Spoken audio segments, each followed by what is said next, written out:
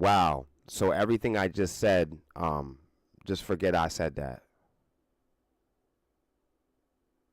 Good morning, everybody. I'm sorry about that. I just told you guys the most fucked up news of my life, but now we can forget it.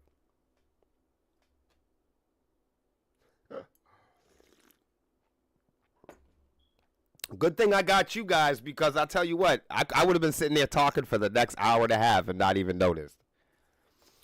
Okay, all I was gonna say is good morning. I appreciate you guys being here. Thank you so much for spending time here in the morning with me. This is what episode 4, and I was trying to warn you guys that not every article, not every story, not every uh,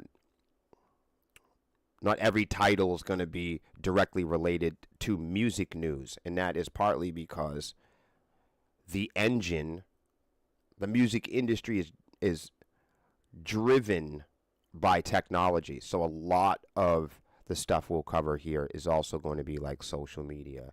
It's also going to be technology. Um, and hopefully, like on the Honeycomb Hideout, we'll have more.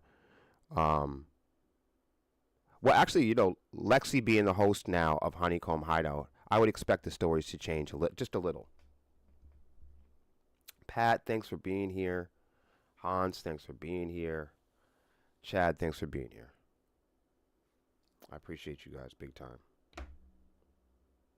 Share the feed. It does help. Roll the weed. It does help.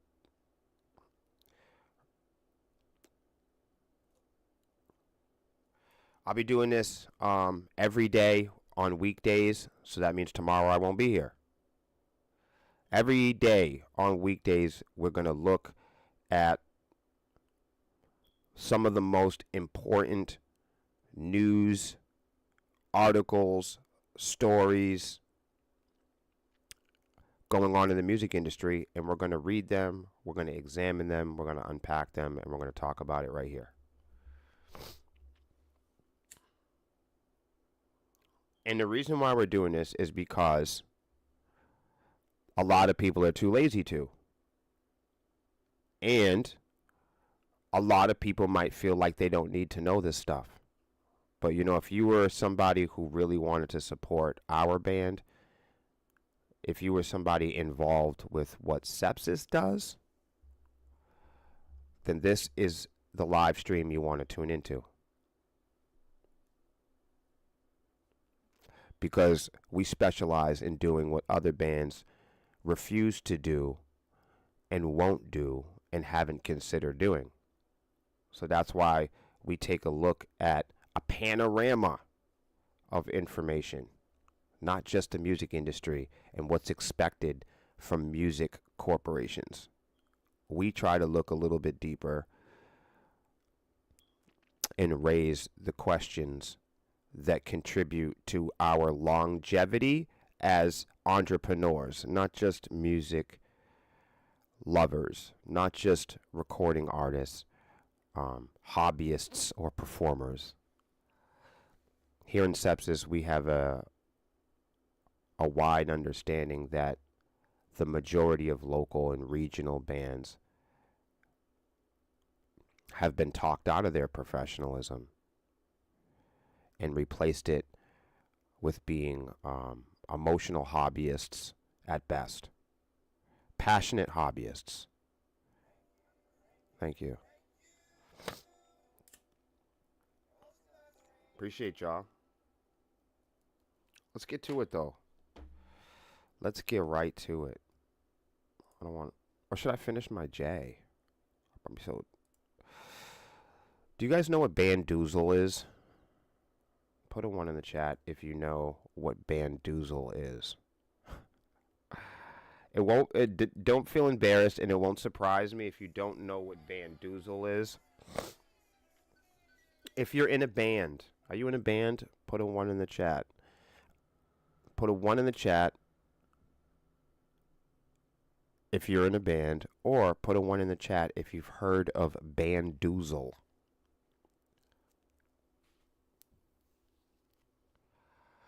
See, that's just the thing, is like, even like people that use social media, they're under the impression that there's only Facebook,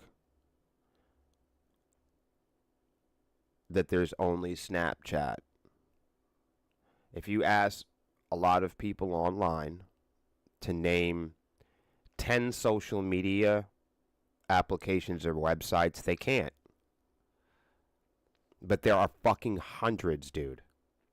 So people are like, I'm tired of Facebook. Well, have you ever looked for anything else?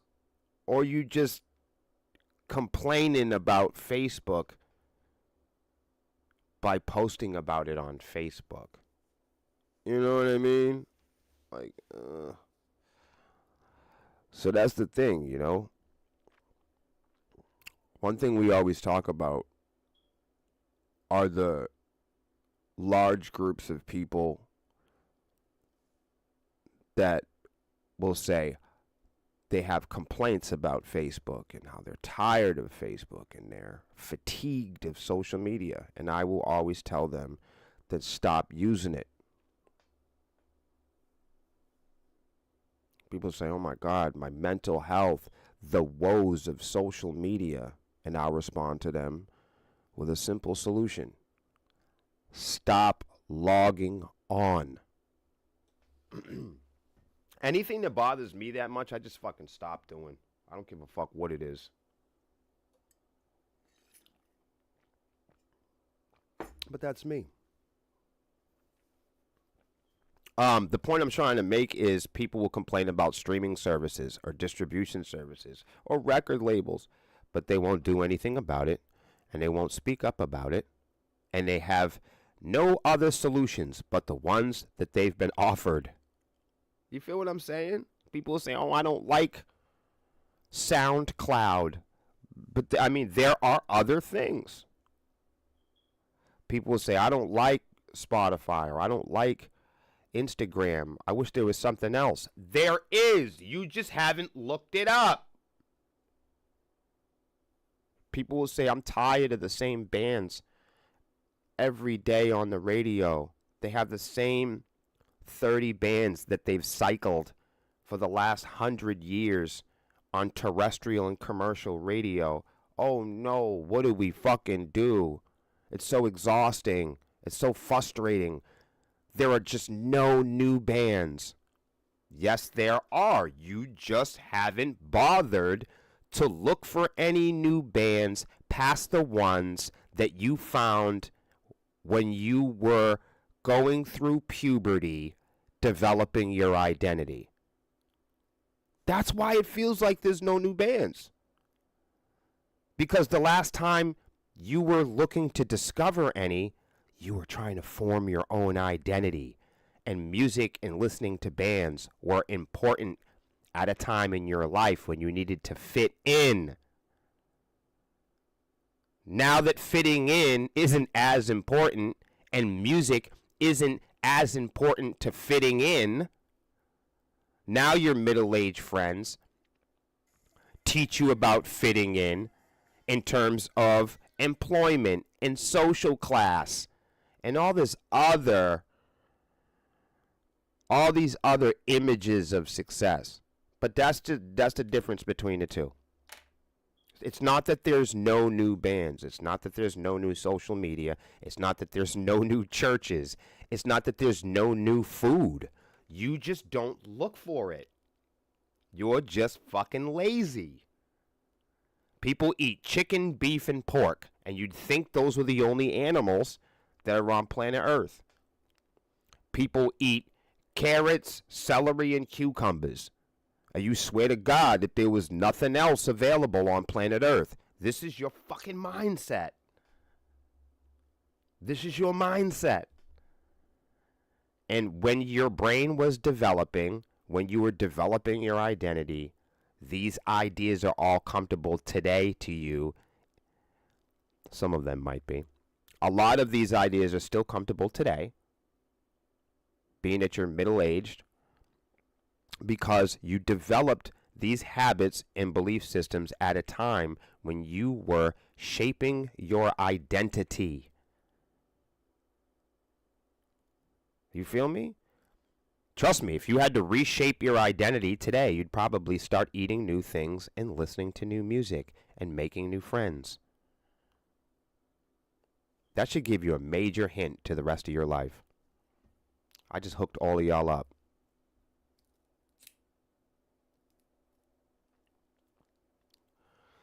The key to happiness is doing. Oh my goodness. So I love you guys out there. I really do. But like there'll be times when like I'm not online. There's a lot most of the day I'm not online. I have 1 hour stream, like an hour and a half we do this, you know. And then you guys could call me on the phone or do whatever. It just seems to me. I'm not saying that everybody does it on purpose. You guys text message me and call me when I'm streaming. I'd rather you come in the stream and just ask me what the fuck is going on or say what's up. You guys know I stream every day. Well, you know that now. I stream every day right here at 10 o'clock. We do the music industry news. And of course, we have the Honeycomb Hideout on Wednesdays at 7 p.m. You guys call me and text message me right when I'm about to start streaming. Why do y'all do that?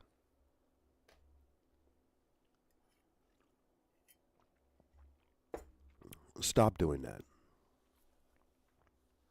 You never heard of Bandoozle? And have you guys ever heard of Collab? Have you guys ever heard of Amped?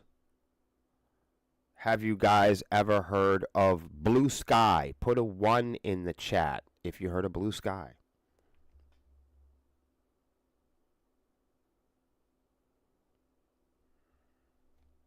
Put a 1 in the chat.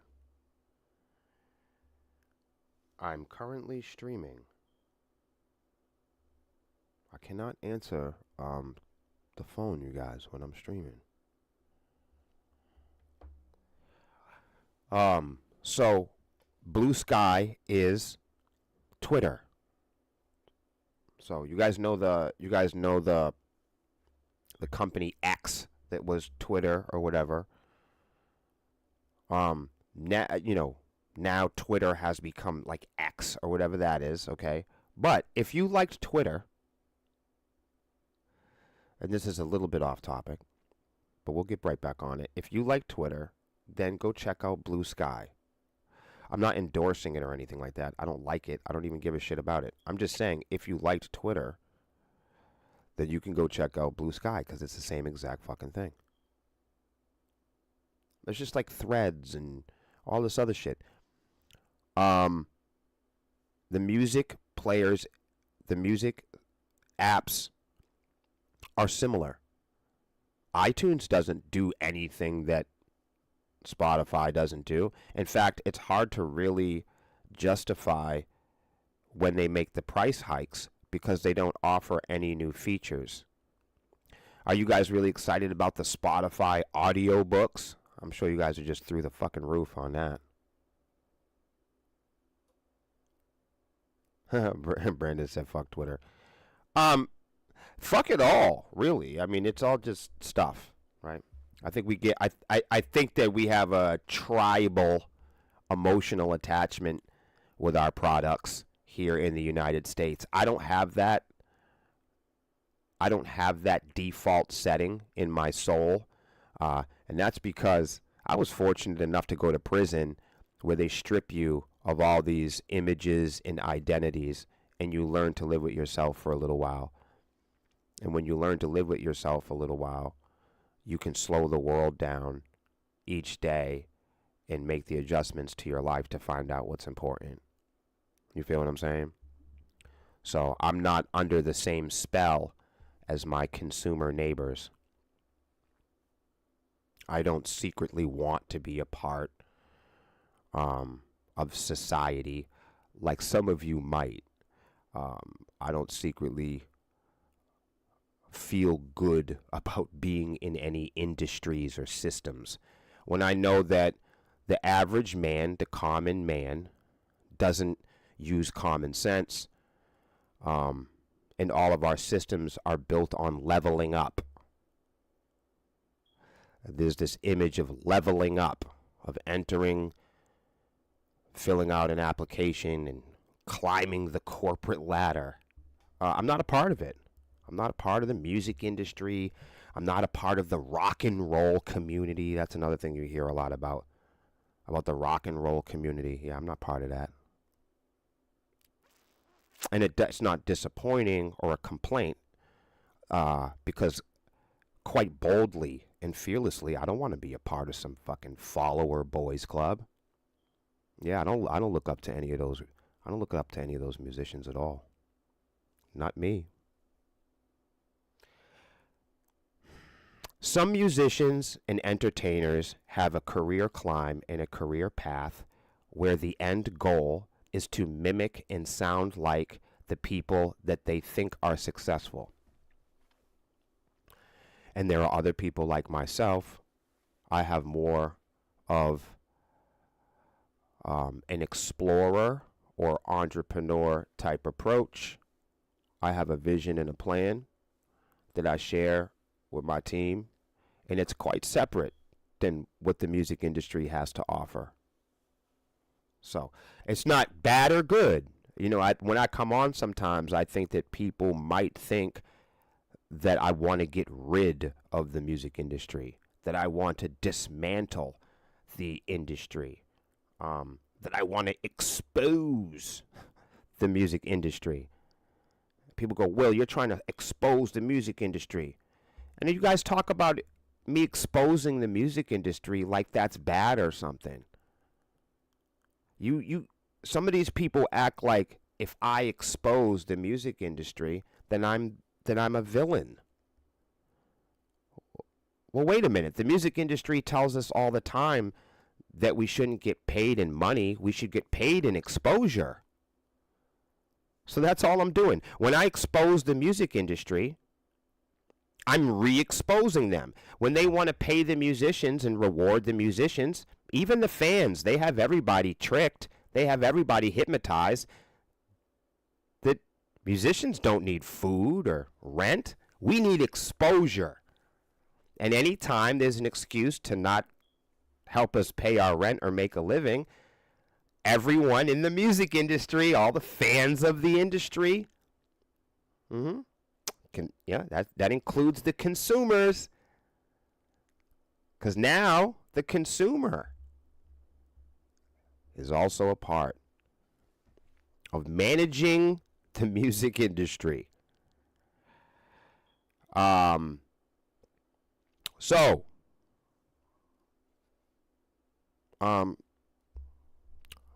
Be careful what you wish for, because you just might get it.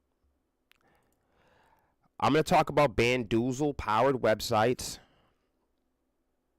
And those of you that have lost place in the topic, I was saying how consumers and musicians alike, we tend to get in this tunnel vision of there's only Facebook, or there's only Revolver, or there's only Rolling Stone, you know. And sometimes it's just, we just haven't bothered to look.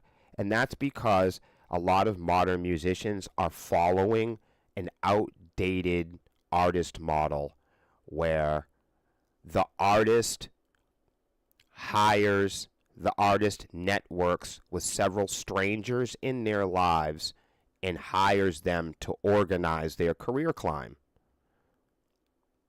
In the 70s, you had managers and creative coordinators and tour managers, and you had, you know, artist development teams.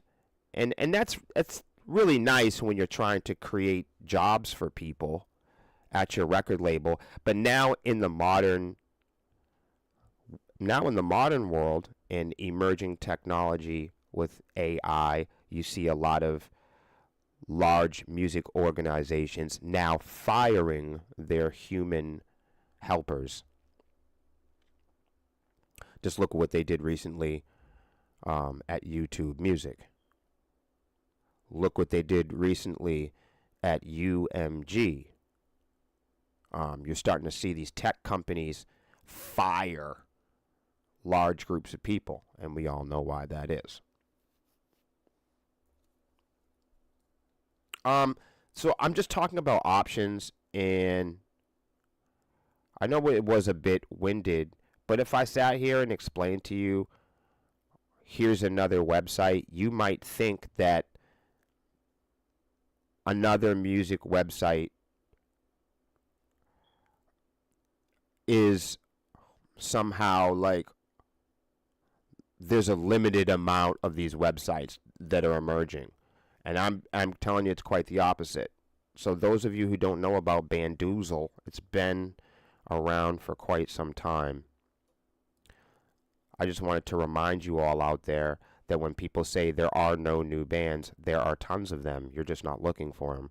When people say there are no new platforms, there are plenty of them for musicians and consumers. You're just not looking for them because you're spending time on Facebook and you're spending time on all of the products that people told you to spend time on.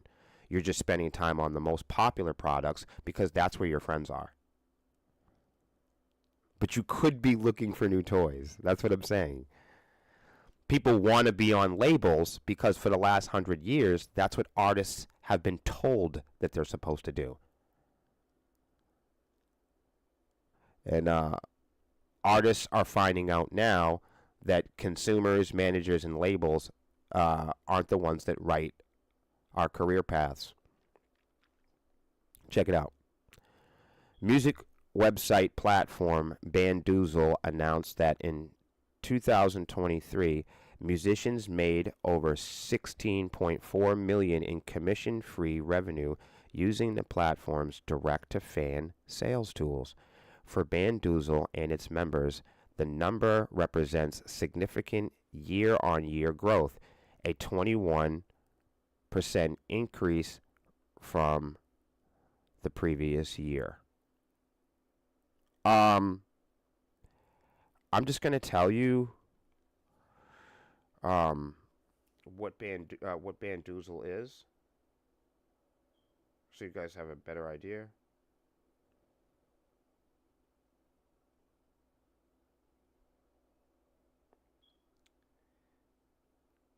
So basically, the way that I would like to explain it is Bandoozle is like a website that hosts your like electronic press kit style content. It's paid. They make an EPK for you. There's a light version for $9 per month. And it says here, I believe, if this is correct, DistroKid absorbed Bandoozle. And that's what I really wanted to make the connection.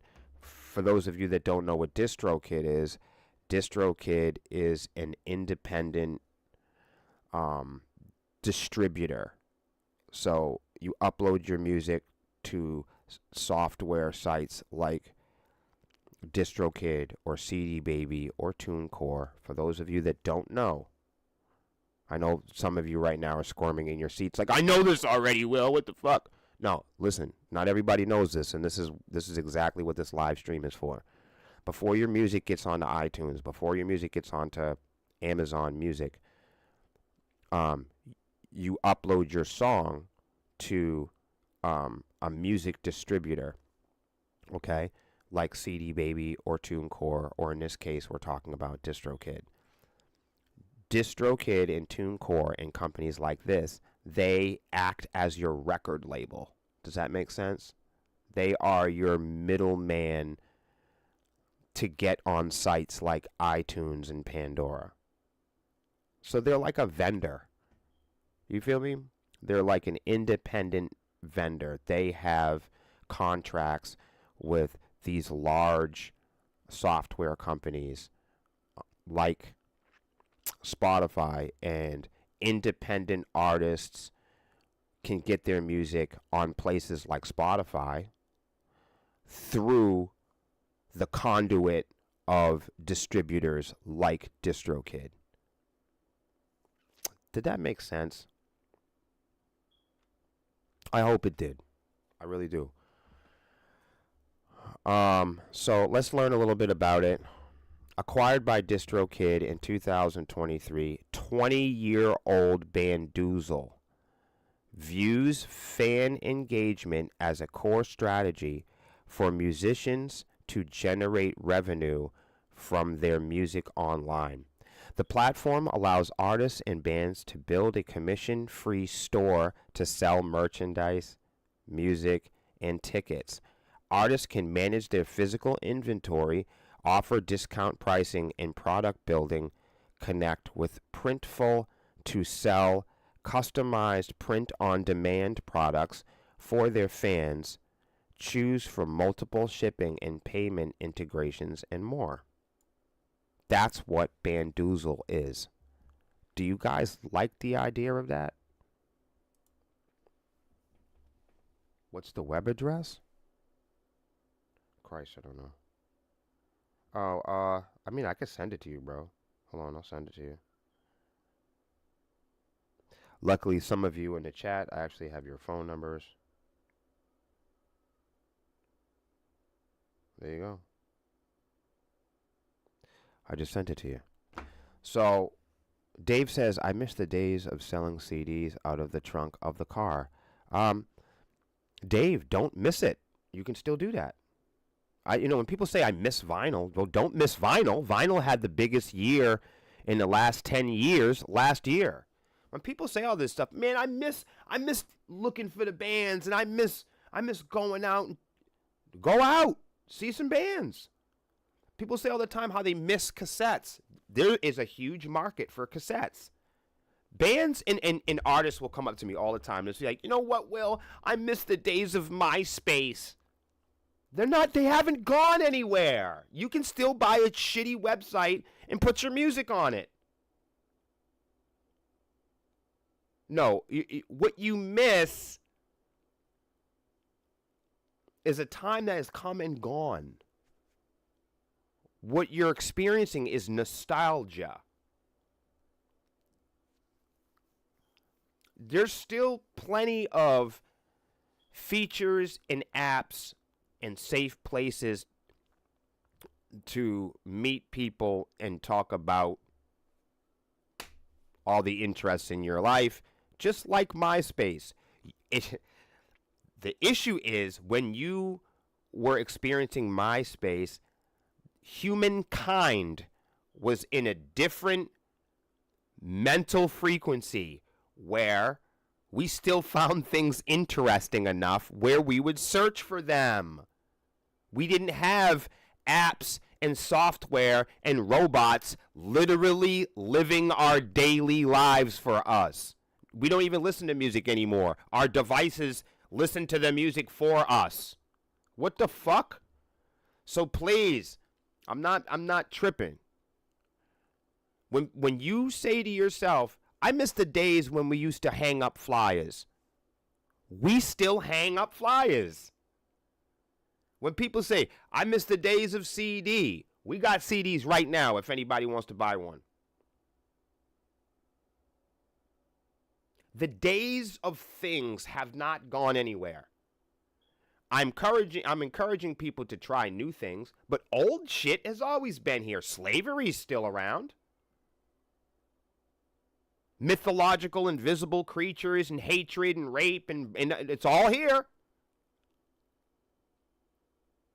What do you mean? All the shitty stuff that we've written laws to get rid of is still popular. What the fuck you talking about?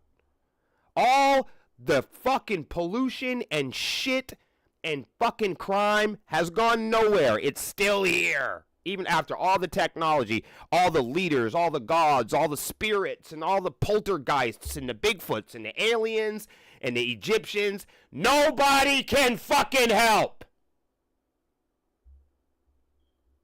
There are no tools, no hammers, no calculators, no AIs, no coffee makers, no machines that has made us any happier. But things are still here. If you want to fire a musket, they're here. Bad ideas are still here.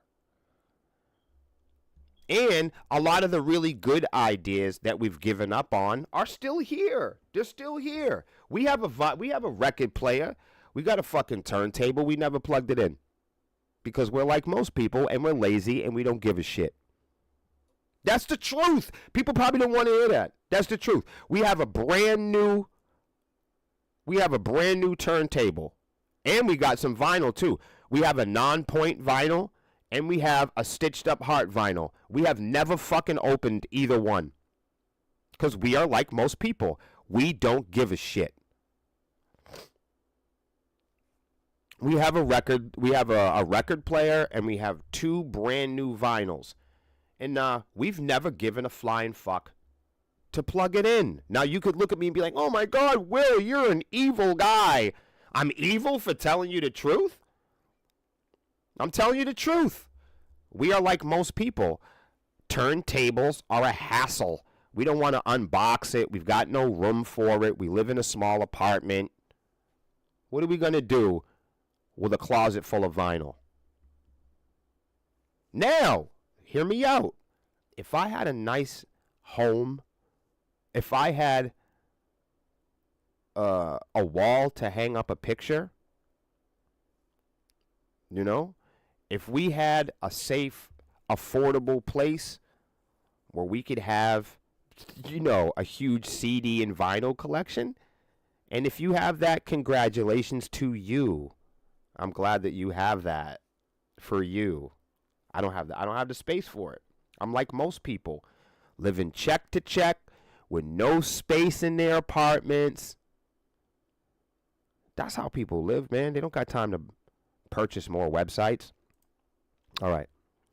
Bandoozle built-in fan subscriptions feature also represented a significant revenue for streaming for artists. And you know, the thing is like right out the gate, you have to buy this product. So I guess the thing already seems to be Bandoozle just seems like another middleman. Even the companies that boast independence, even the companies that boast luxury and convenience, it seems to me that they're all just competing. They're all just tugging on the fan subscription dollar. I don't feel like the musicians have control of this industry anymore. I feel like musicians are more fans of the music industry. I think that the fans, the consumers, and the musicians are all fans of Spotify. I think the bands and the fans are now fans of this mythical music industry god. I think that the fans and the bands are obsessed and they are fanatics and they are super fans of the mystique of the music industry and the idea and image of being celebritized. Fame, popularity, and power. Because everything that this website, everything that this app has talked about are features that you would have on your own website, you guys. I'm not saying that this is bad, and I think it's actually cool if you're a band and you don't have a website and you don't know what an EPK is and you're getting into building electronic press kits, and I don't know, if you can leverage some of the features, hey, they're reporting profits, so it means people are signing up to this stuff. If you're a band, plans start at $6.95 a month. Artists can try it free at their website. I would put the link in there, but I don't care that much. The whole point I was trying to make is now that we are going into this artist-centric, super fan, Web3 blockchain, independent-centric music model. Remember I said this 30 months ago when nobody was talking about it. I promised you guys that the music industry was changing, and I promised you that I knew the developing and emerging strategy of the big players in the music industry. And now there's so much information, I've created a live stream about it. Yo, it's Salvatore. Hey man, I really appreciate you guys being here. Hans, how you doing?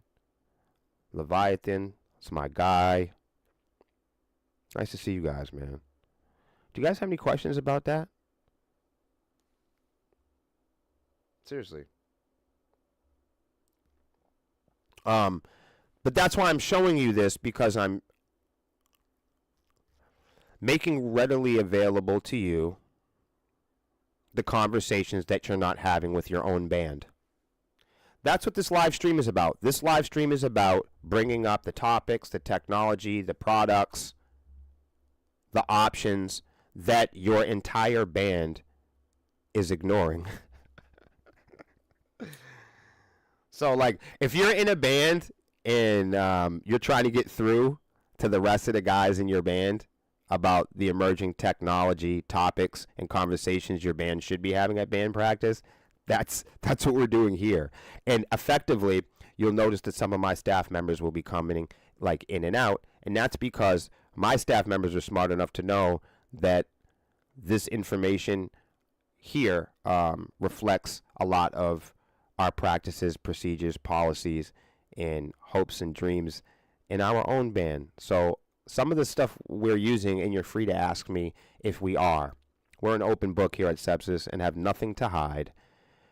We don't use Bandoozle because we have a website. That's the point I'm trying to make to y'all, is with all this fan-centric and artist-centric technology, it just reminds me of what I said 30 months ago. The biggest players in the game are going to find out that we're all getting hip.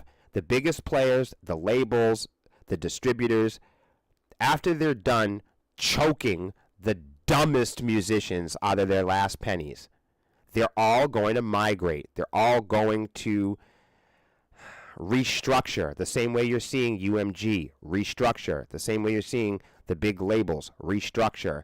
And everyone now is against streaming fraud, and everyone now is talking about bots, and everyone now is talking about AI. It's because that's what everybody's talking about in the music industry. And that's because we have the internet, and artists are finally starting to get hip to the money they're missing, to the benefits that they're owed. Artists and musicians are finally getting hip that we don't need 15 websites to talk to our fans. Bands and artists are starting to figure out that we don't need to go through 2 social media apps, a music player app, a device, a copyright, a record label, a bank. We don't have to go through all of these people for permission to play music for our fans. We don't have to ask permission to make music and have a relationship with our fans.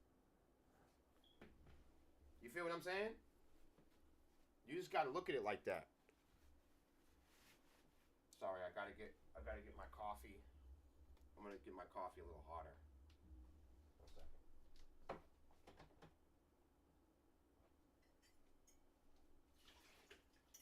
Maybe I'll just make some more, right? I've got a coffee machine out here.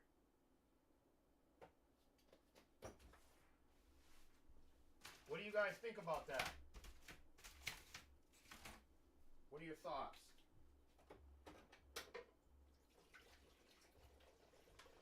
So the point of the conversation was, some people believe that there's only Facebook, and they'll say, oh my goodness, there's no new Facebooks. Remember the day that there was MySpace? There's no new MySpaces. Oh my God, remember when we had vinyl? Remember when we used to go and take walks in the park? You guys can still take walks in the park. No one's preventing anybody from buying vinyl. what we're always kind of trapped in is, what is everybody else doing? And I think that's where we go wrong. We go, well, what is everybody else doing? Like, if everybody shifts to vinyl this year, we're all going to do it, right? Because that's what everybody else is doing. Because for 100 years, we've been taught to study trends and models of success and try to copy the very limited successful people at the top. But the issue with that is, in the world, in the government, in the music industry, in the gold rush, anywhere, anytime that you have an extremely limited amount of people that are successful at the top of rock and roll, then the entire majority and the largest pool of people and the population that are aspiring to be rock stars and rock music performers, they only have a limited amount of people at the top that they can view as successful for years and years and years. And the thing is if you have only Metallica that plays on the radio, then that's the only band that all of the largest group of people trying to be in a band can learn from. The largest group can only learn from 2 or 3 of the most famous bands. So that's why everybody winds up sounding like each other, because people believe, damn, the only way you can get to the top is if you sound like Slipknot, is if you sound like Metallica, is if you sound like these guys that are successful. Well, what did they do? And then we start copying. How do they scream? Then we start copying. How do they sing? Then we start copying. What's their guitar tone? Then we start copying. And now we have a music industry full of copycats. The breakdowns are copycat breakdowns. The tuning styles are all copycat stuff. All the scream styles are similar, because most of us growing up screaming, we only had, 6 guys to learn from. So now we're all convinced that that's how you scream. It's a mess, you guys. It really is. I know I'm going to be a little spotty right now because I'm getting my coffee, you dig?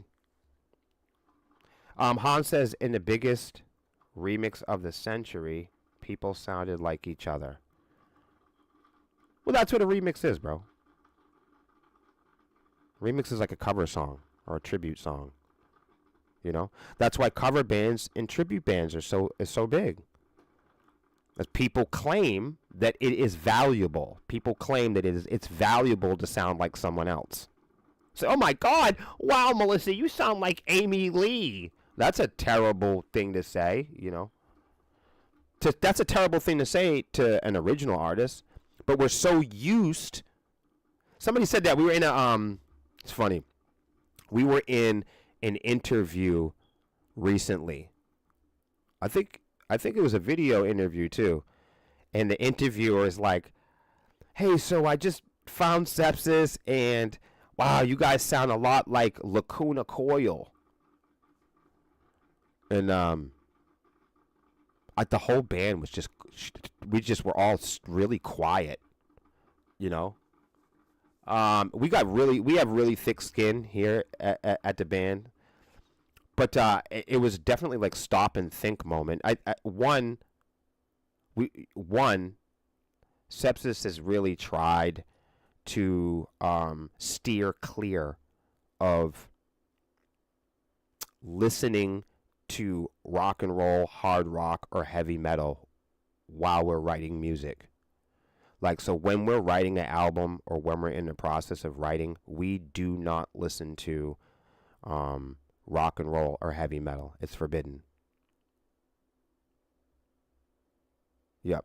So even if I was in a gangster rap group, the last thing I would do is listen to gangster rap when I was writing music, If I was in a death metal band, I probably wouldn't listen to a lot of death metal because I wouldn't want it to influence the creative process. If I was in a punk band, I probably more than likely wouldn't be super fans in studying a lot of punk bands. We're in a female-fronted melodic style band. Most of the time, Melissa's up front, and most of the time it's melodic. So by default, we do not listen to female fronted bands, and regularly, we do not listen to any industry or celebrity bands. We completely ignore celebrity bands. We completely ignore bands that are on the charts. We ignore it. If somebody's like, hey, you heard the new Infected Rain? Hell no, we ignored it. Hey, did you guys hear the new Sleep Token? Absolutely not. We would never consider even listening to it. Yes, I've heard it before. But as a group, we avoid fanning out on any of these bands while in the creative process. I'll tell you what, the bands we are fans of, though, are the bands we share the stage with. So, like, when we're looking to explore music, when we're looking to find or discover new bands, we usually look within the community of bands that we might be playing with or working with. So if you're a band out there and you really want us to like listen to your music, we're more apt to listen to music with the bands that we're going to play with or work with. That's who we listen to the most. That's who we support the most. We support and listen to the bands that we want to share the stage with. That's the bands that we listen to here. Yeah. How do I send stars? I don't know.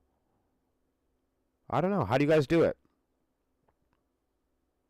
That's a good idea, because then you're not influenced by the other people and it makes your music more original.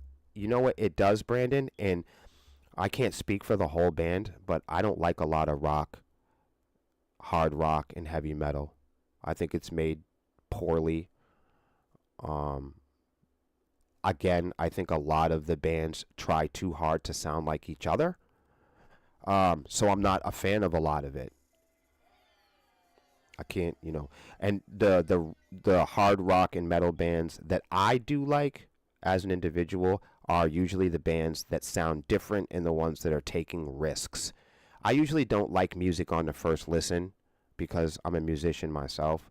So, as a skeptic, as somebody that's self-aware, I'm listening to fucking cymbals, I'm listening to frequencies, I'm listening to mixes. So, I don't have to have a perfect mix. I'm not one of those guys. I don't have to have, I don't have to have a perfect soundscape, but music that I like has to be authentic. That's my personal taste. That's not everybody in the band. Everybody in the band has their own separate tastes. Remember, this is just my program, not theirs. So people in my band have their own take on this. I can't speak for everybody. Thank you guys. Thank you guys so much for helping me with the stars. I promise you that it will go to helping this stream, or batteries, or like guitar strings and stuff like that. We only use donations to help the band, or like put up ads if we have a show coming up. We'll put like $20 or something to try to get the word out. But like that's what we use the stars for. So thank you guys. When you guys do give us those things, it actually, believe it or not, even if it's like $1 or $2, it winds up adding up over long periods of time and is actually pretty helpful for all of us. Because like we'd be somewhere and we'd be like, oh my goodness, like we didn't realize we had more tolls. Or sometimes we're in a convoy and one of the band members might not have enough gas. That's when we can crack open the safe.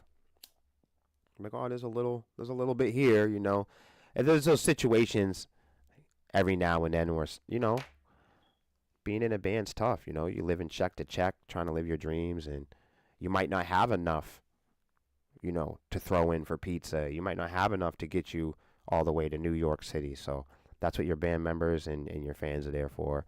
And that's what we utilize, the donations and the stars and stuff like that. I appreciate that. So let's get to this though. I wind up talking so much we never go over anything.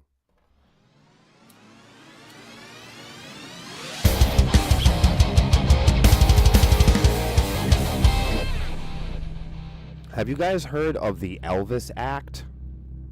The Elvis Act has officially been signed into law. First state level AI legislation in US. Y'all heard that? The Elvis Act has officially been signed into law, and it's the first state level artificial intelligence legislation in the United States. You're always hearing all this legislation in the United Kingdom. Maybe that's because they're a kingdom. Maybe it's because they're united. I don't know. But it seems like it always takes us forever to do anything here. Tennessee passes the Elvis Act, becoming a nation leader in voice and likeness protections in the AI era. Somebody's got to fucking tag Geo.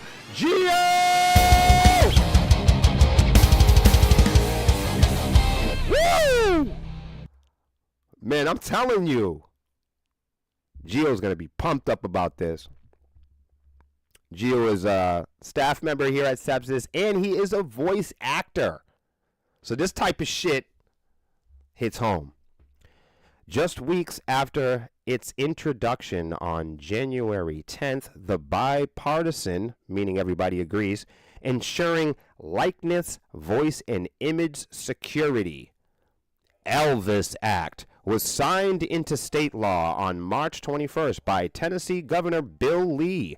Nashville, furthering the state's leadership as an advocate for creative rights. The Elvis Act establishes strong protection for individual voice and likeness against unauthorized artificial intelligence-derived deep fakes and voice clones. Somebody tag Damian Keys. He's going to love this.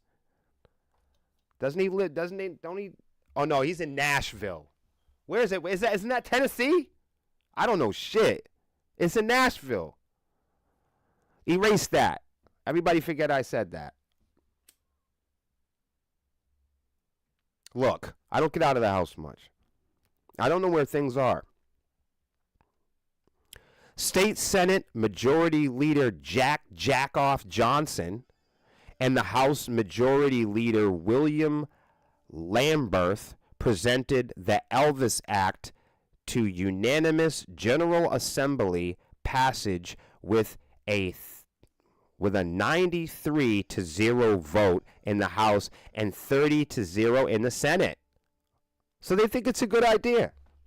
Throughout the legislation's process, country guitarist Lindsay Ell, vocalist Natalie Grant, Evanescence co-founder David Hodges, contemporary Christian artist Matt Mayer, singer Christy Metz, Jamie Moore, and a bunch of other goofballs were in support, speaking to the potential harms of unchecked AI deep fakes and voice clones. I don't think we need Mariah Carey to tell us how dangerous the fucking robots are going to be. Wait till these things have dicks. Everyone's going to fuck robots, and everyone's going to start copying robots and dating robots and the robot. I mean, look, I'm not even mad at it. I'm just telling you, we don't need Mariah Carey to point this out. Everyone's going to fuck the robots. Duh. What do we do with the internet? Nobody went to the library or learned new recipes. The only thing people look up is pictures of politicians, memes, kitty litter, cats. Everybody looks up cats. They have cats in real life that they won't feed, so they look up cats on the internet. They've got cats in the hallway. There's stray cats in their fucking neighborhood. Yet they want to somehow use products and AI to generate pictures of cats, even though there's starving cats on your back door. Why generate a picture of a city when you have one that you haven't picked up already? You know what I think we should generate? We should generate pictures of pollution. Let's do that. Let's have artificial intelligence generate non-artificial intelligence and then show it to us. I think we should look at non-artificial intelligence. You see how we're studying all this artificial intelligence? Oh, that's fine. Let's keep doing that. I think we should study non-artificial intelligence. Kind of like what I was saying earlier, how everybody thinks and predicts I want to get rid of the music industry. No, no, no, no, no, no, no, no, no, no, no, no, no, no. I want to keep the music industry so I can have something to compare, to. That's right. Like if we didn't have books on slavery, we might forget. If we didn't have books on World War II, we might forget. No, no, no, no, no, no, no. We want to keep the history of the cassette available so people know the cassette was no fun. Let's face it, CDs were better. I'm just starting shit. Fittingly named after one of the world's most iconic voices, the Elvis Act marks a history-defining moment, protecting us all from the irresponsibilities of unethical AI. That's right, because the internet has protected us all so much. There's so many products that just have us locked into trustworthy relationships online, right? There's so much evidence of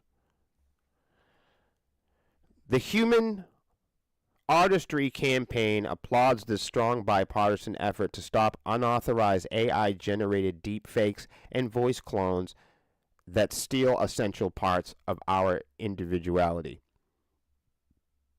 No, I'm mad at them. I think it's great. The Recording Academy celebrates the passage of the Elvis Act, a groundbreaking achievement in the effort to protect human creators in the age of AI. You guys need to look into this. As AI continues to develop, the Recording Academy and their members will continue to support meaningful legislation across the country that uplifts music and people and human creativity. And, you know, this would be the time, guys, like if it was me, this is a smaller article, I would look this up. I would look up, and I would look up the Elvis Act, and I would see what features and what characteristics of the Elvis Act directly related and correlated to the independent, for lack of a better term, the independent population. I like cassettes too. I was just talking shit. Yeah, a lot of times I'm just on here talking shit, you know? It's just the internet. People talk shit on the internet all the time, and then when I start talking shit, people are like, "Oh, that's forbidden." No, no, no, no, no. You talk shit on your page all day. This is my fucking page. You go talk shit on your page. And people that don't like anything that I have to say should just turn this shit off immediately and then go fuck yourself over on your page. You should get Bandoozle and take selfies of yourself, and you can tell the world what you think about the music industry. That's what I do here. See? You go build up an audience. You go build up and collect, you know, industry news and organize it yourself. And I don't allow anybody to just talk crazy on my page like they do on some pages. And the reason why is Sepsis has invested a lot of time, effort, and money with our friends, our fans, and our team into having our social media a certain way. So when people say shit on my social media that I don't like, I fucking delete them. I zap them right off the bat. See you later, motherfucker. Just the same way that if I had a corner store and I didn't like you being mouthy in my store, I would remove you physically. That's the way we work the Sepsis page. Oh, my coffee's done. Yeah, man, the Sepsis page are only for people that get along with us. People that don't get along with us, we don't give a fuck about those people. We've been living in a world of people pleasing. We've been living in a world where we all cater and people please to the ones that win the popularity contest. But with people like me, I don't value being known or loved by everybody. Fuck everybody.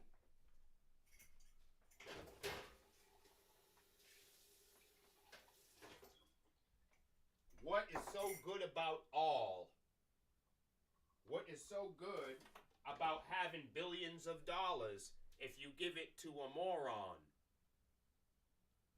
What is so good about being all known? What's good about having all the money? What's good about having all the music? iTunes and Spotify and Pandora, they claim that this model of having all is valuable. But how is having all valuable? How do you justify the price hike? If iTunes has all the music and Spotify has all the music, then that means there's nothing between the two of them that makes them uniquely valuable.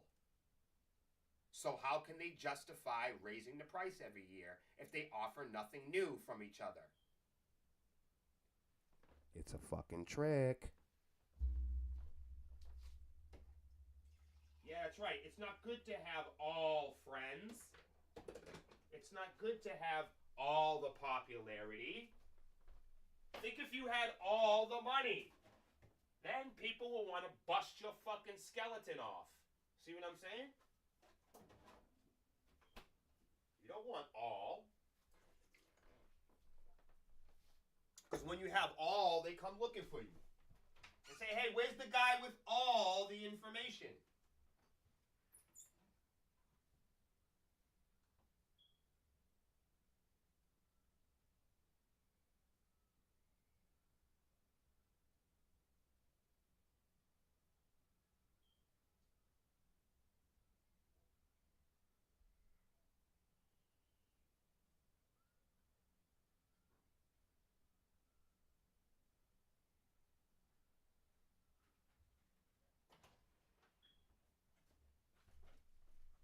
I think my coffee's a little light, but it's gonna have to be, you know what I mean?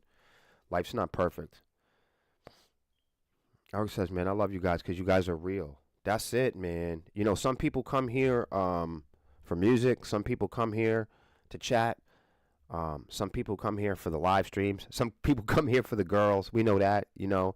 Um, Whatever brought you here doesn't, you know, as long as you're here, you know, as long as you're here and you're achieving, you know, if you belong here, you're probably one of the people that are achieving.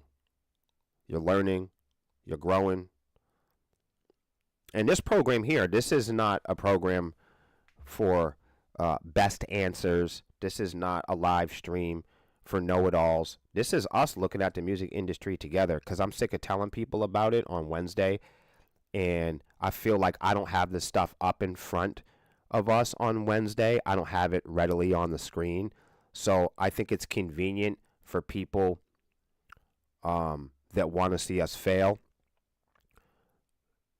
to put out a narrative or to imagine that we're making this stuff up. So I, you know, to me, I said, no. You know, to help train my staff and my friends and people that are interested, I'll do a live stream every morning. And we can learn about the music industry together, the real music industry. None of this, you know, Ronnie Radke, you know, spit on the floor stuff. You know what I mean? I'm not, you know, Corey Taylor's got poison ivy stuff. No. That's not the music industry, man. You feel me? Like, this is what we're talking about here. When I, you know, when people see me in a 20-minute clip, I know I don't look like their friends. I don't look like they're heavy metal. I don't look like they expect heavy metal should be in their mind. We don't look and sound the way metal was told to them. You know, I may not be the image of rock and roll that you learned in your small town. You might want to pick up your history books again.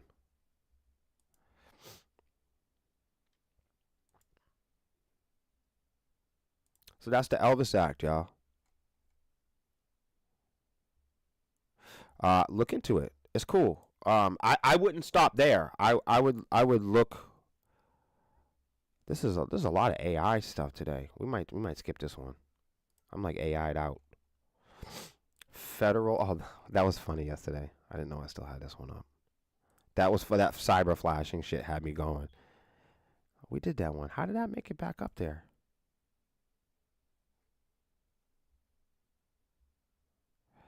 Oh yeah, yeah, yeah. Okay, here's a video focused licensing startup Wavemaker officially launches, and it's another music licensing startup geared towards video creators and has officially launched and announced 5 million in seed funding. The only reason why I'm sharing this with you guys is to show you the amount of different apps and programs and software and stuff that comes out every day looking to leverage and benefit off of independent musicians and aspiring artists. When I tell you the music industry is an industry where the musicians buy gadgets and products. The music industry is a business where companies, corporations, and developers manufacture and code products that wannabe musicians would purchase. That's right.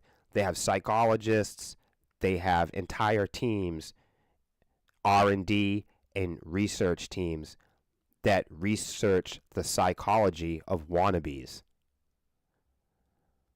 And then they develop and design apps and products for wannabe gangster rappers and death metal kids and prog kids. And it's a fucking developer's dream come true. It's a never ending supply of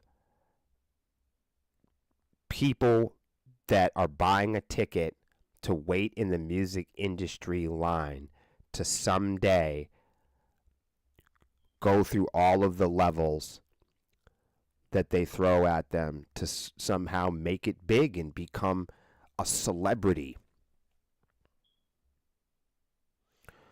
Tennessee-based Wavemaker reached out with word of its formal debut in multi-million-dollar backing today. So they're celebrating people giving them money. That sounds nice. Founded by former Soundstripe higher-up Matt Arcani, who doubled as CEO, industry vet Mark Stewart, director of label services, and Wavy Records co-founder. See, this is the stuff now that William would look up. So, like, after I'm off the stream, I would be looking up stuff like this. You hear me? That's the due diligence. So, what you're not seeing me do here, what you won't see because we just don't have the time, and this was the challenge on the Wednesday podcast.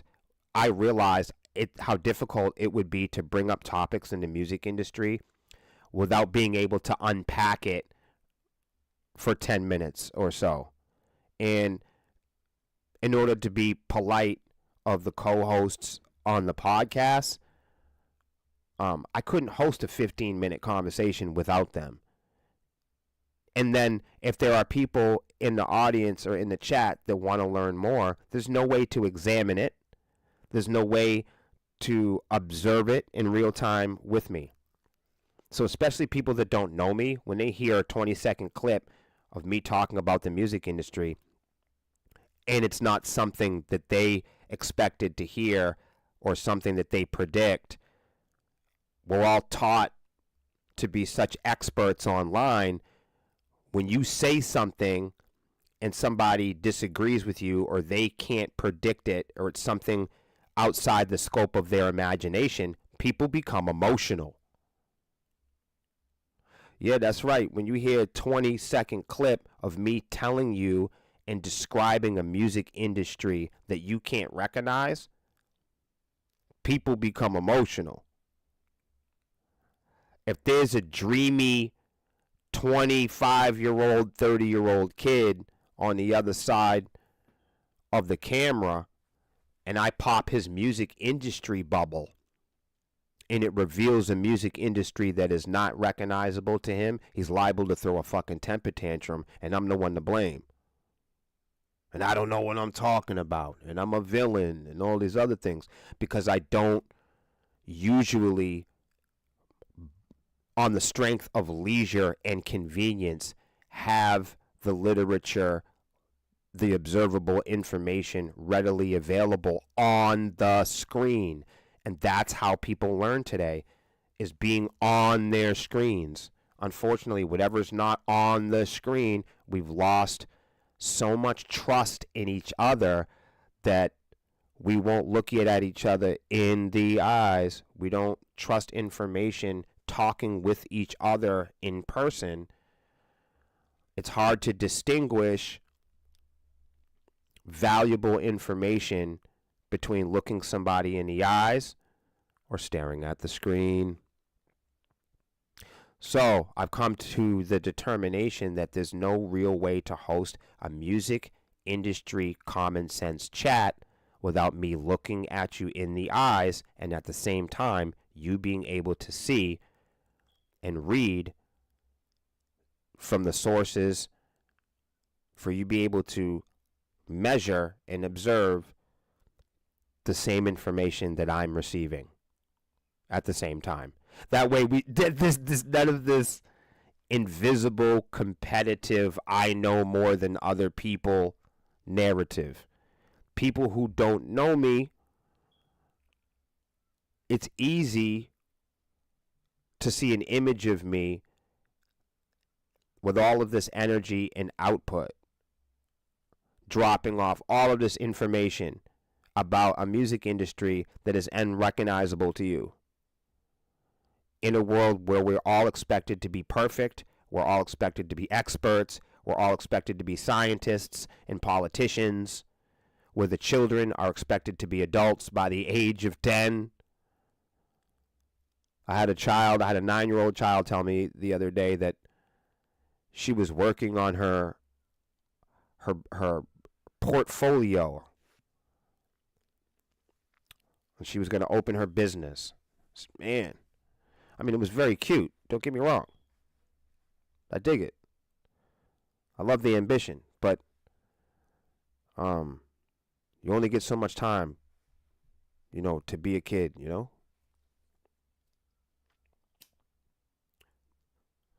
The kids want to do what the adults do, so if the adults are all staring at the screen and they're all creating businesses and they're all panicking, living check to check, one thing we know for sure, the children are watching. I just want to know what this is. What is it? We created Wavemaker to offer creators and musicians a mutually beneficial and frustration-free solution. Wow, those were very clean advertiser words. Our platform frees creators from worrying about acquiring high-quality music and allows them to focus on producing incredible content. Musicians have a new outlet for their music. It's a win-win for all. Touting Wavemaker's technical capabilities in separate remarks, the platform wasn't live at the time of writing, but is expected to open up this month. So that's interesting.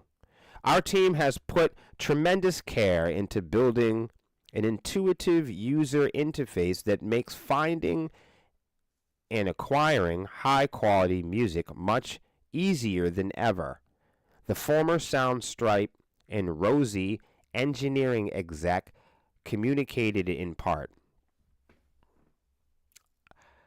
Our platform, they say, abstracts away the inherent complexity of music licensing and makes finding the right song part of the creative process.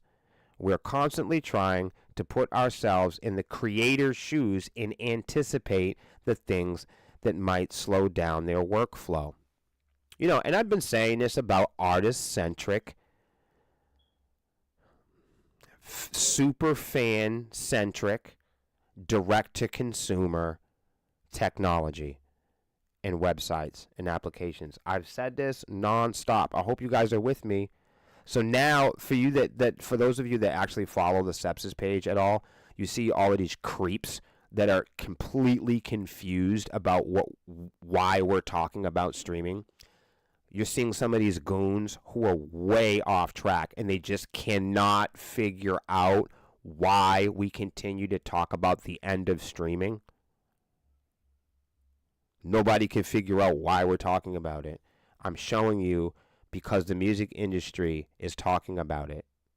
And you probably wonder why we're talking about it so often.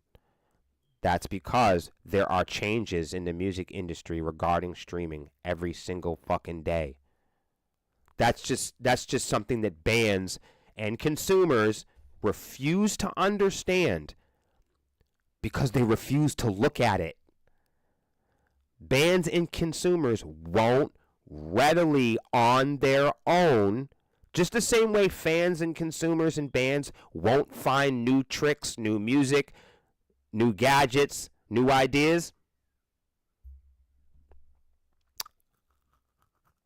Just as the same, they will not find new information. They don't want to learn. They want to learn 7 notes and hopefully that's it, so they don't have to learn anymore. They want to learn 4 fills and rudiments so they won't have to learn anymore. They want to learn how to double kick so they won't have to learn any more techniques. They want to learn how to alternate pick and they hope that there's nothing else to learn. That's not a music journey. That's not a career climb where you learn one skill and it takes care of you for the rest of your life. You guys are crazy with that shit. I want to go back to MySpace. Why?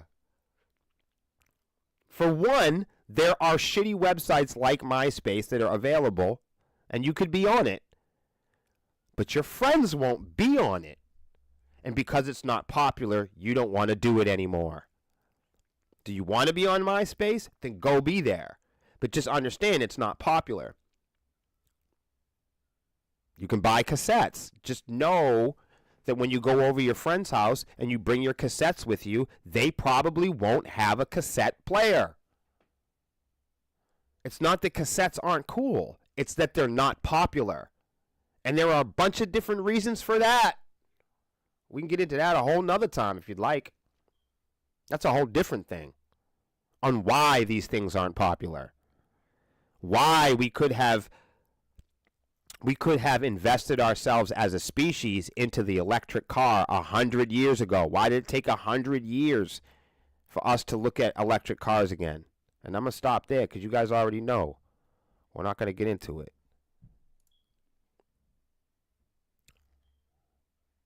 Yeah. Did I go over this yesterday? Did I go over Reels is doing spins? You guys know about spins? Put a 1 in the chat if I went over that. I can't remember. I might have briefly. But that's the thing. Artists won't go out and learn about new Instagram tools. They'll wait until the tools are delivered to them. Artists and musicians won't go out and find new websites and social media. They only wait until their friends or somebody suggests them to it. Same thing with consumers in music. They won't listen to new music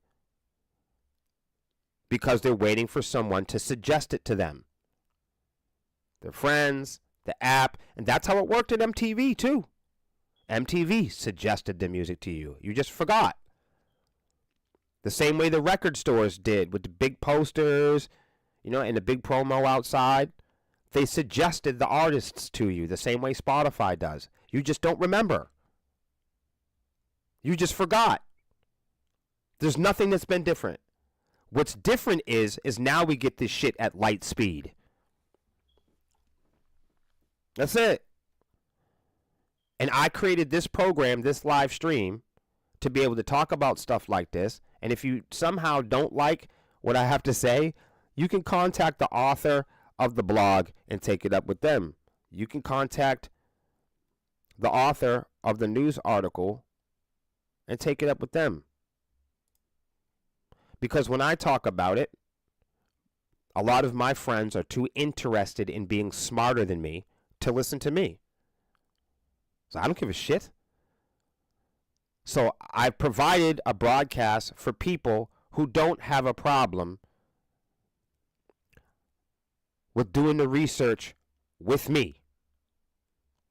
So we don't have to have this competitive posture of, look at the way that this guy looks or sounds.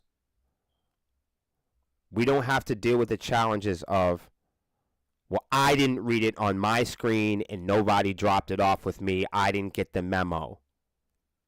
I'm giving you the memo every morning at 10 o'clock on weekdays. Instagram Reels is internally testing spins feature that would allow you to swap out the audio or text in someone else's video to create your own memes. What do y'all think about that? Is that something you want to do? This functionality, if it was widely released, it seems like a way for users to start trends and memes by creating templates for easy use by other people. Creators would evidently get credit for their original reels each time someone creates a spin on it. I think we talked about a little bit about it. So that's something new that's coming to Instagram. Like, you probably would have never known that until somebody showed it to you or delivered it to you or recommended it to you. You'd be on your Instagram, you go, oh, what the hell does this thing do? That's what this program is about. I'm telling you about the music industry before you discover it. And that's why sometimes it feels like I don't know what I'm talking about. You know, if you're a black metal kid from Sweden and you run into one of my reels, it probably feels like I don't know what I'm talking about because you haven't read anything since 1994. Because you've been waiting around for the music industry, for your manager, for somebody in the music world to deliver something to you. And if they don't look the way you want them to, if they're not metal enough, if they're not the right color, if they don't sound the way that you think metal should be, then you're not going to listen to that person talk about what metal is. You know, if I don't look like what you think the music industry should look like, if I don't sound like or look like somebody that you are ready to accept teaching you, then you're not going to listen to me. And in that sense, go fuck your mom. Straight like that. Old school.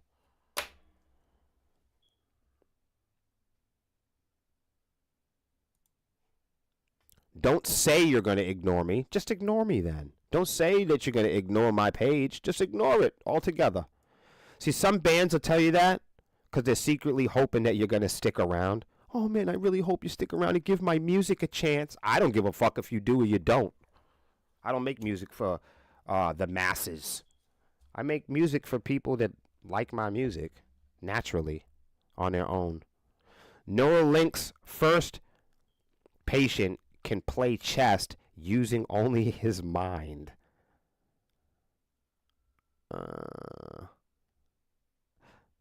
Okay. The first human patient with Neuralink's brain chip implant can play chess using his mind. I wonder if he can fix the music industry. The company shared a video of 29-year-old Nolan Abra sharing his experience with the chip. In the 9-minute video, Abra, paralyzed below the shoulders after a driving accident, said he can now complete tasks that were near impossible before, such as playing video games.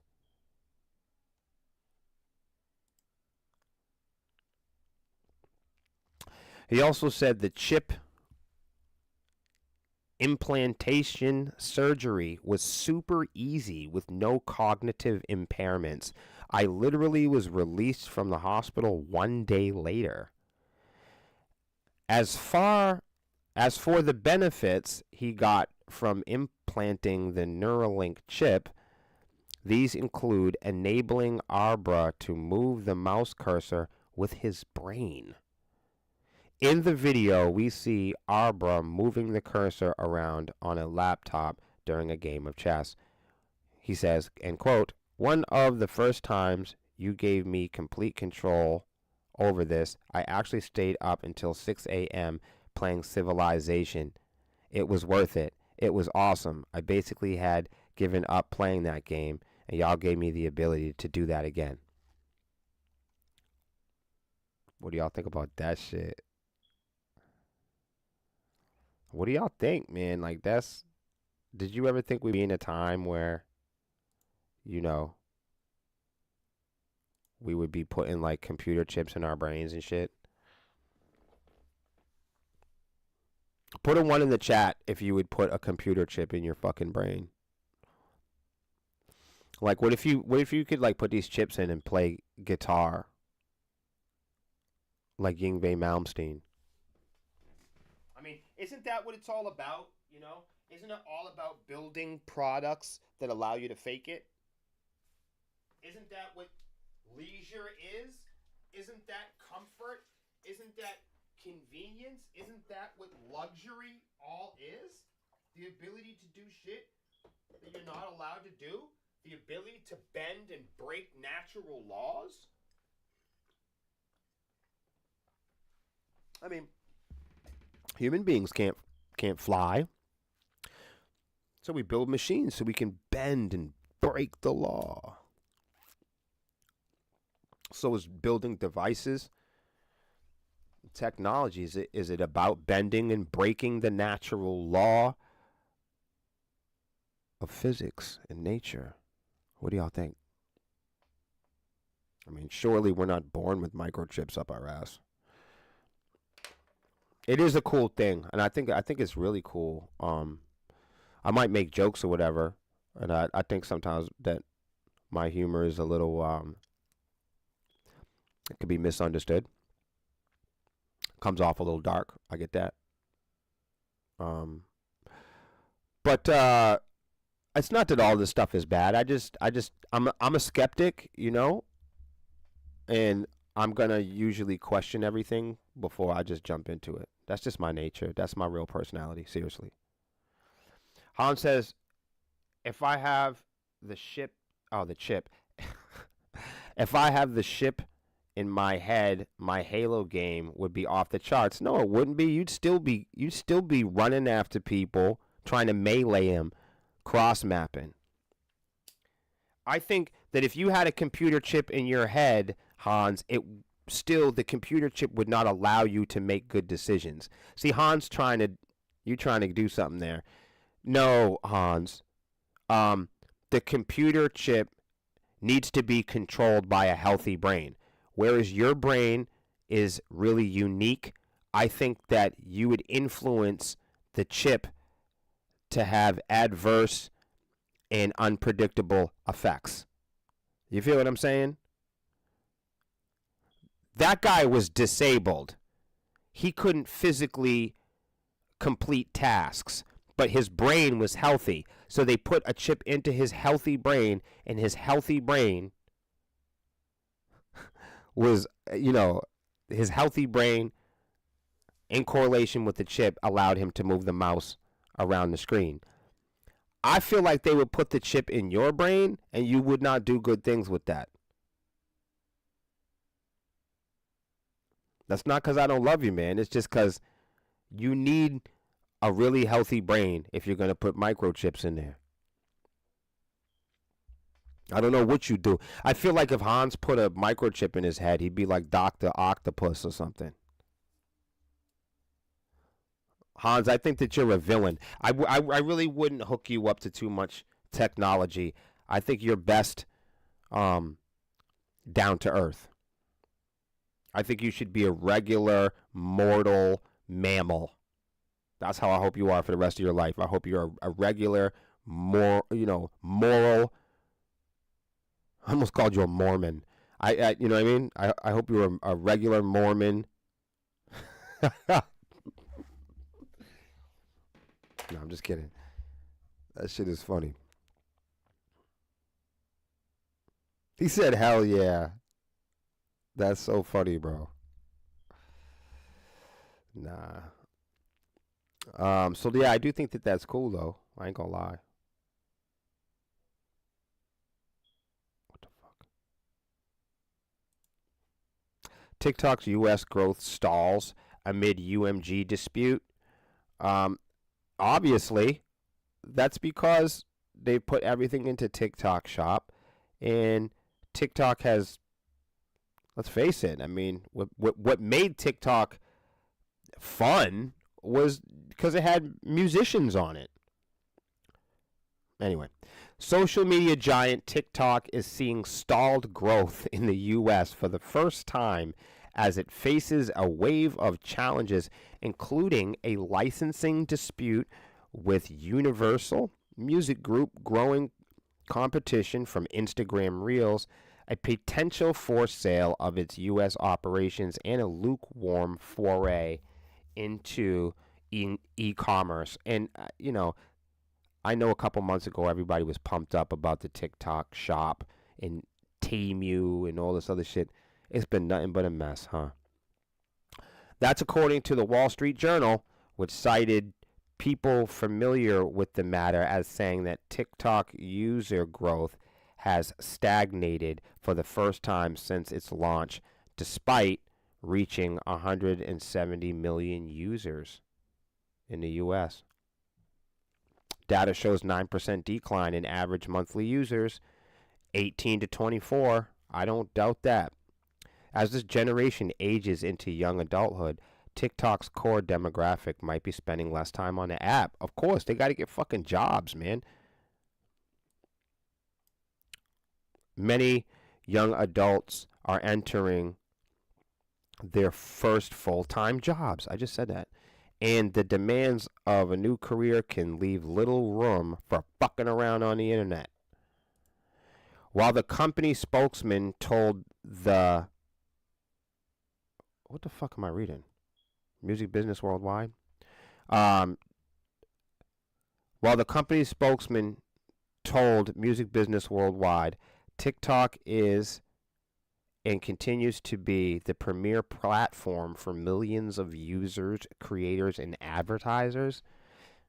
Okay. The number of users quitting the app has reportedly grown, leading to a stagnant overall user base. This stagnation could impact advertising revenue, a crucial income source for all social media because it's all a big flea market. Sources told WSJ that TikTok met its ad sales growth targets for the first half of 2023, but it didn't exceed them. I know that that's true. And as you guys already know, Universal Music had taken down their artists. That includes artists like Taylor Swift and Drake being removed from the platform, as long as a lot of independent artists as well, including Sepsis. Yep. I don't know how that works because one of our records is signed to The Orchard, which is a subsidiary of Sony. So I don't know how we were wrapped up into that, but we were. So there you have it. You can't play Sepsis music on TikTok. As the war between UMG and TikTok continues, the potential impact pales in comparison to the threat of a U.S. ban on TikTok altogether. Wow, huh? I do got this last one. I think it's a really important one to end on. But what do y'all think?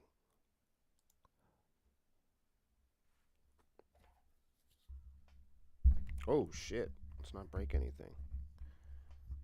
I think I almost just did. Whoops. You used to be a Mormon? You do not seem like the type of person that would be. Please don't take offense to this. You don't seem like you would be a very good Mormon. Is that why you quit?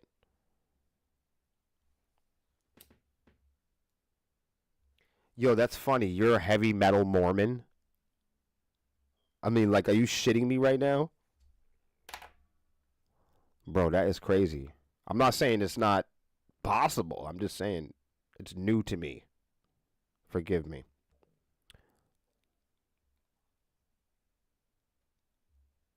Heavy Metal Mormon.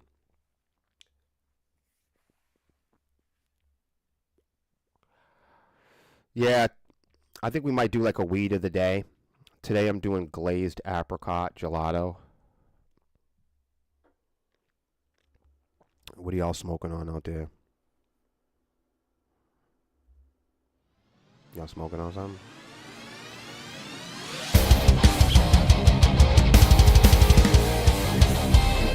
The TikTokification of YouTube and vice versa, and how streaming is converging.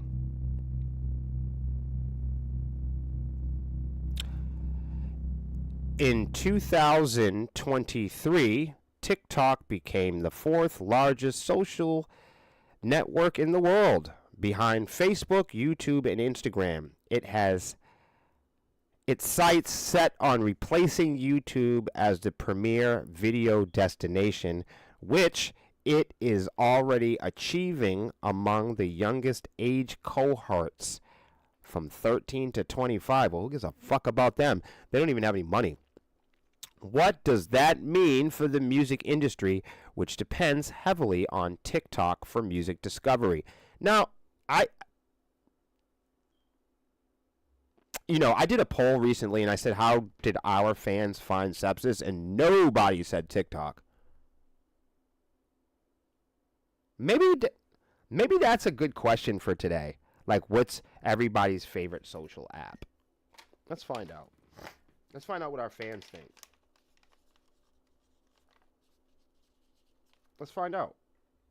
Let's find out. Let's find out what their favorite music social app is. That shit smells terrible. That marker is awful. Wow, it's like nerve gas. The top brass at YouTube understand that TikTok, is gunning for their second spot on the popular social media list, and they're embracing TikTok's monetization practices to keep YouTube on top. With more ways to monetize a YouTube channel than ever before, YouTube has embraced short-form video despite presenting fewer opportunities to advertise compared to long-form videos. The result is a format change for both services. As TikTok seeks to dethrone YouTube, it becomes more like it, while the opposite is true for the tubers. Let's take a peek on how that has impacted both services for its creatives. TikTok has become an essential promotional tool for music artists, record labels, and anyone looking to get their music heard by the masses. We've seen time again how old songs like Dreams by Fleetwood Mac and Running Up That Hill by Kate Bush have exploded in popularity again thanks to TikTok. The TikTok Hot 50 and viral song charts track what music is doing numbers on the platform for any given day or week. The I can't help myself today. The short form video format is so successful at driving music discovery that YouTube copied the feature wholesale for its YouTube Music app, introducing what it calls a seamless feed of short-form video segments to get you to your new favorite music.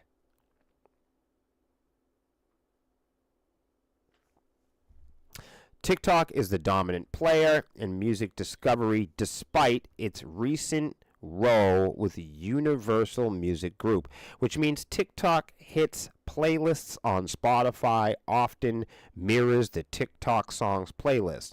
It highlights the important role that TikTok plays in the music discovery and why UMG may be wary about the platform's growing role in the music industry. TikTok has established direct deals with some artists and has recorded sound on staffers to identify, sign, and develop new artists. All my artist friends out there, how are you doing with that? In 2022, TikTok became the most downloaded app in the world, surpassing previous social media behemoths like Instagram, Twitter, and the others. And there are more. It's estimated by the end of 2024, TikTok will surpass YouTube in total watch minutes. And that's because nearly half of Americans say they are watching more user-generated content than movies, television, or streaming services. As a result, UGC platforms like TikTok and YouTube are exploding, while legacy platforms like Facebook are declining in minutes watched. There y'all have it. YouTube is becoming more like TikTok, and TikTok is becoming much more like YouTube. What y'all think? I mean, that's really it's really the beginning and the end of it, ladies and gentlemen. The world is an evolving, living, breathing organism. And it's evolving every day. That's why we're doing this program. That's why we're doing a live stream. So you guys can see the evidence of how rapid, how aggressive technology is influencing and really driving the music industry. And I come on here and talk about the music industry often, and it seems like a place that no one's ever heard about. When I talk about or reference the music industry, it seems so unrecognizable, and it seems like I don't know what I'm talking about. And that is because musicians are not using their free time in their spare time to learn about technology and emerging, developing software, machines, and products that are new to consumers and musicians in the music industry altogether. Never has there ever been this many emerging tools, this many emerging new features and technology in the music industry than now. This is a time of discovery, of exploration. This is not a time to get tribal about iTunes. This is not a time to get tribal about your image and what you think the music industry should be. This is a time to have your ears and eyes open. This is a time to be an inventor, to be an entrepreneur, to truly embrace being an independent. There's never been a better time than now. And when I'm reporting about the outdated model of the music industry, it's not because I want to get rid of it. It's because I want to compete with it. You guys have an amazing weekend. I'll see you guys on Monday. Till then, be cool, you hear me?